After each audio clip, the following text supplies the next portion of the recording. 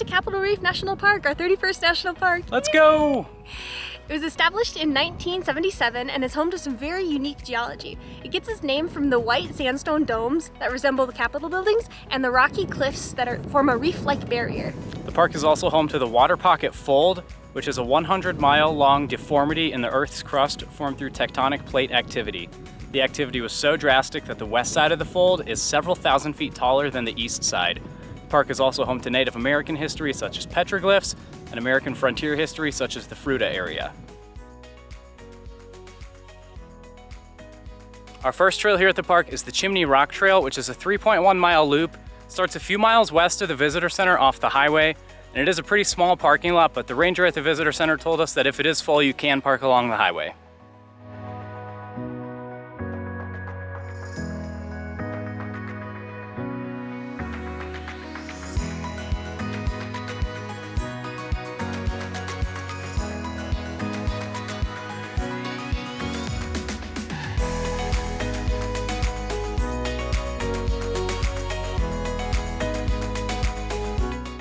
Partway through the trail, once you get up a good amount of the elevation, there's this little offshoot from the trail to this point that just has this like almost 360-degree view of the valley. It's incredible. It's so amazing.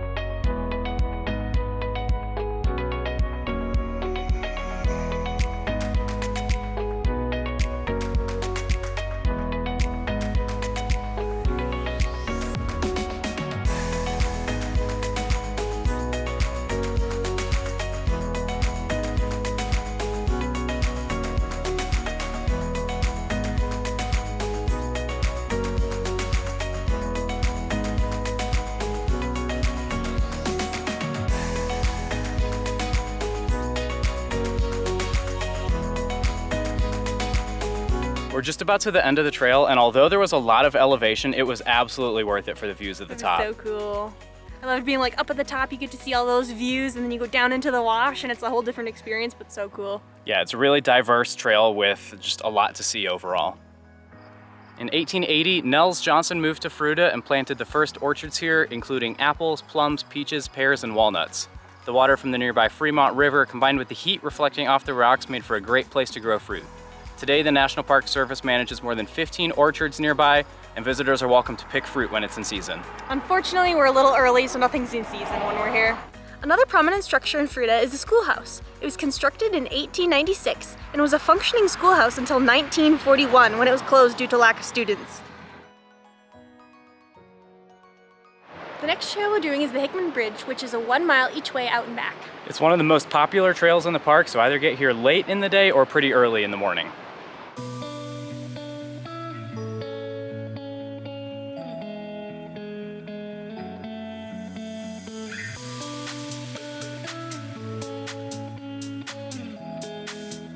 Behind me is Capitol Dome, the primary geologic feature from which Capitol Reef gets its name.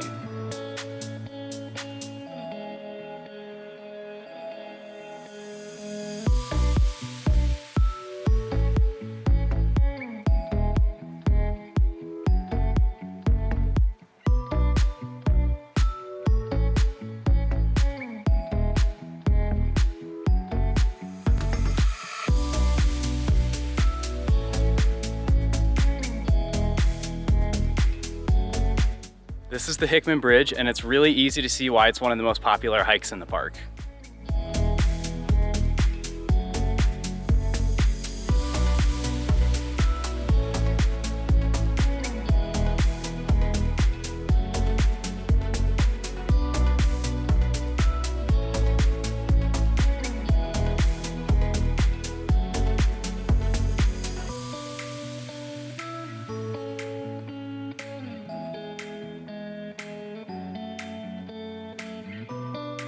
Next, we're doing the scenic drive south of the visitor center, which follows the path of an 1800s wagon trail. There are a few unpaved roads off of the scenic drive that lead to trailheads.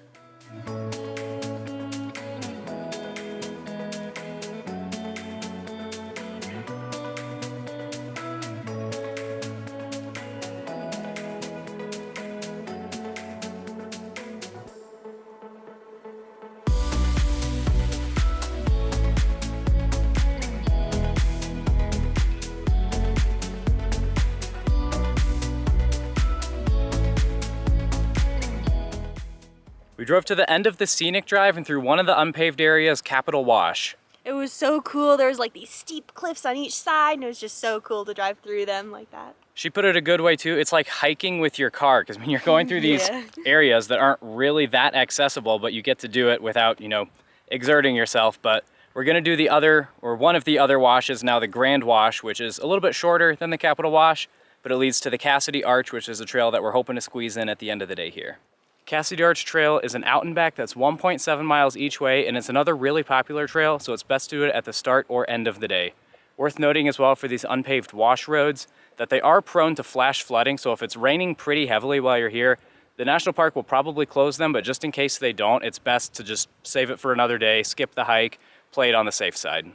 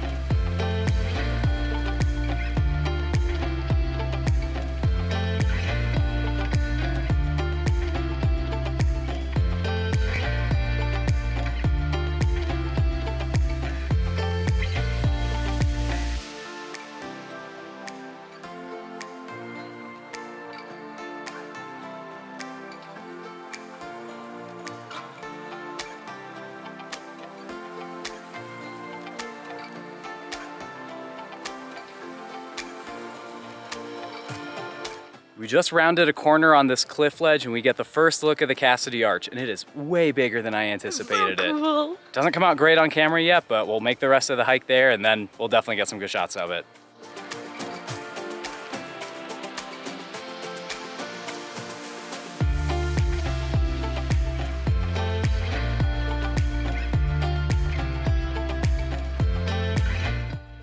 Cassidy Arch gets its name from the notorious outlaw Butch Cassidy, who supposedly had a hideout in the Grand Wash. We made it to Cassidy Arch. It was well worth the hike, but it was a little bit surprising. We were kind of expecting a lower view looking up at the arch, but the trail actually brings you out like on top of it, and there is a gorge you can kind of look down at, as you can kind of see behind us here. There were some people that went out on it a little bit.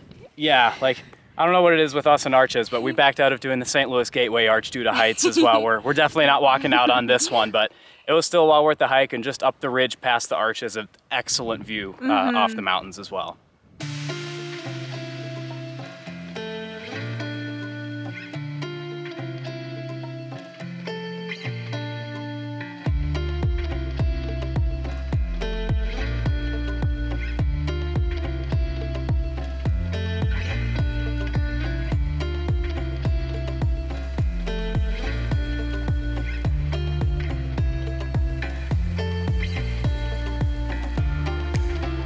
Finished up the hike just before dark, and we are really glad we did that today. That was so awesome. It was an epic hike. There was like nobody up here aside from like a couple other people. So again, hit it at the start or the end of the day if you don't want a lot of people. But now that we're wrapped up with this, we're gonna head to our campsite for the night. We're staying at the Fruita Campground just south of the visitor center here in the park. We've got one more stop in the park this morning before we head out. When we stopped at the Gifford House yesterday, they had just sold out of pies and pretty much everything else for the day when we were there. So neither of us being the biggest fan of pie, she likes it. I really don't at all because I'm really picky. So we decided to swing by. They also have cinnamon rolls here. So we're gonna get a couple of those for breakfast before we head out. Really looking forward to it.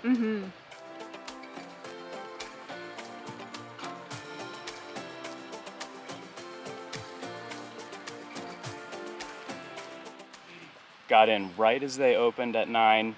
Definitely good to be there early because the line built up behind us, but these look magnificent. I mean, it's way bigger than I was expecting too. It really is. There's like no good course of action for attacking this. I think it's just biting, yeah. Yeah, grab and go to town. Ooh, that's really good. Lots of frosting, very cinnamony, and it's got like a nice little crust on the outside of it. But it's also fluffy and soft. It is. Now, the hardest part to get to is the center. That's the best part. That was so good. So yummy. Really glad we made time to stop there this morning before heading out. Just excellent way to start the day with those cinnamon rolls. But that is going to be all the time we have for Capitol Reef National Park. We really enjoyed it. I know a lot of people say it's an underrated park. It's definitely not up there with like the tippy top tier of parks, but we enjoyed it way more than we thought we would. So that's going to be all the time we have here, but that is not all the time we have for Utah. So stay tuned for the next video where we head to Bryce Canyon National Park.